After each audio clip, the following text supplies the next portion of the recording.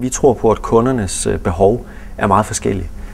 Og vi har derfor valgt at udvikle en serverlinje, som går fra det absolut missionskritiske, hvor man kan komme helt op på 5-9-taller i oppetid, altså 99,999%. Det, der er afgørende, det er jo kundens behov.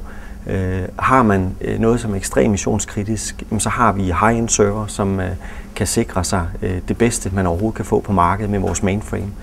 Vi har en meget, meget stærk portefølje, hvor vi kan afvikle Unix, Linux og IBM i operativsystemet. Og så har vi en linje med det, man kalder x86, som er lidt mere industristandard server. Så vi har på serversiden en ekstrem bred portefølje, som dækker det behov, der er i markedet.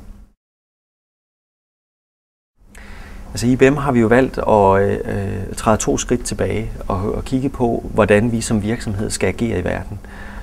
Der har vi annonceret det, vi kalder Smarter Planet.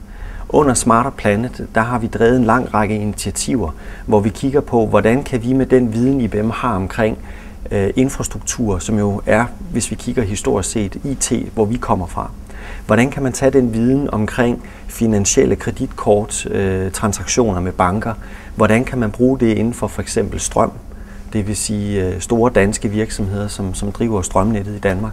Hvordan kan vi kigge på den måde at optimere transaktioner, den måde at optimere IT på? Hvordan kan vi bruge det i den virkelige verden inden for andre områder?